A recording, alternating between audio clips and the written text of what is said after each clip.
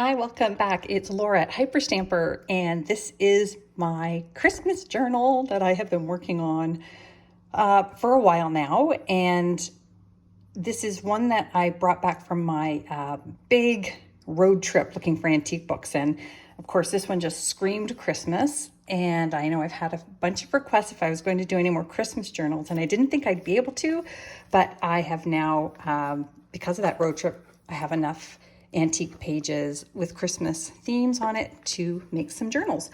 So again, I only use antique and vintage ephemera that is Christmas themed inside. So not the usual things in my other journals. So this is from 1927. It's called Home University Bookshelf, and this lovely image of the boy and the girl skating. Look at the fashion, these wonderful homes in the back and the ice. It's just fabulous.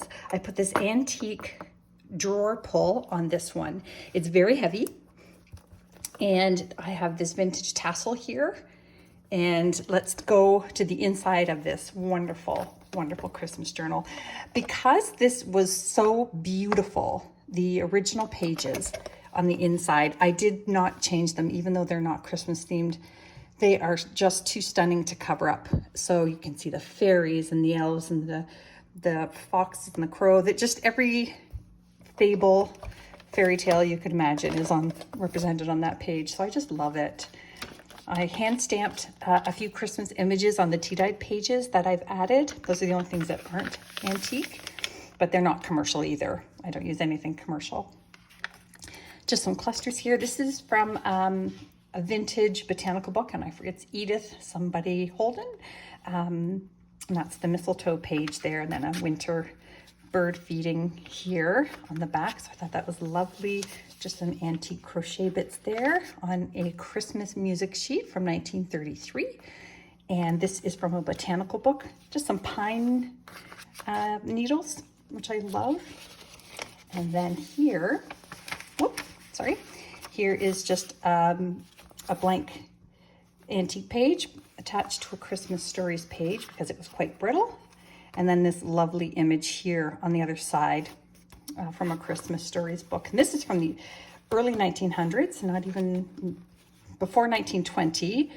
It has Santa Claus there, lovely, lovely aged page there. And then this little boy's going to sleep for Christmas and being woken up by his mom. There's a lovely little poem here about Christmas toys from 1915 from the Girl's Own Almanac. And then I put this little antique paper journaling tag in there. I hand stamped some holly on there. It's hidden in that lace pocket.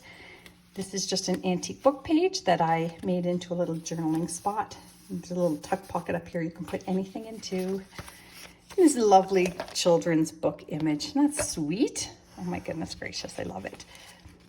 And then a Noel, Oh Holy Night song there. And another Christmas song here, Lead Kindly Light.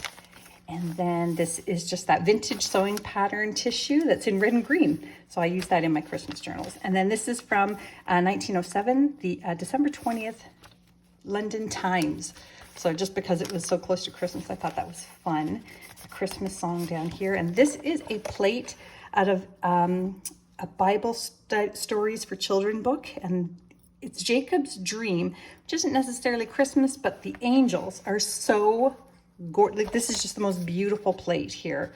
So I included that. And it was brittle, so I attached it to the back of this vintage recipe book page, which is Christmas fruitcake, which in my house I use as a doorstop.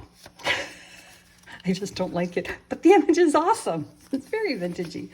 This is a really funny story we found in a book, my sister and I, and this is a snowman who has legs. I don't know if I think it's hilarious or wonderful, but yeah, a snowman with legs. Who knew? This is another wonderful full page spread here in a antique music book, and that's a Little Town of Bethlehem image. It's just gorgeous. Sorry, I'm getting my handle stuck on my crochet there. And in here, I've just made a little journaling pocket or journaling page out of a children's Christmas book image. And then this came from the early 1900s out of a children's school book called Two Little Kittens, and they're being brushed out into the snow. That's sweet. And then that is on top of another vintage page. On the flip side of that, here's an antique postcard, a beautiful winter scene here, and that is from 1913. And then this came from this book, actually, which is an activity book. And it's got the How to Make a Merry Christmas card. Isn't that sweet? I love it, love it, love it, love it. Another vintage Christmas cake here. And yum. No, not yum. Okay, and then just another music page here. I just hand stamped an evergreen tree there, and more cluster with some birch bark. And this is a pretty, pretty little Christmas card.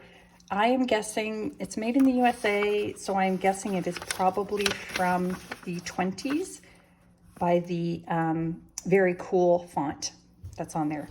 It could be even earlier than that, but yeah, I just think it's adorable, and you can journal on the inside, outside, or just keep it because it's fantastic. And then over here, we've got a secret journaling spot there. And this is kind of cool. Whoops, that's glue is still drying, can you believe it?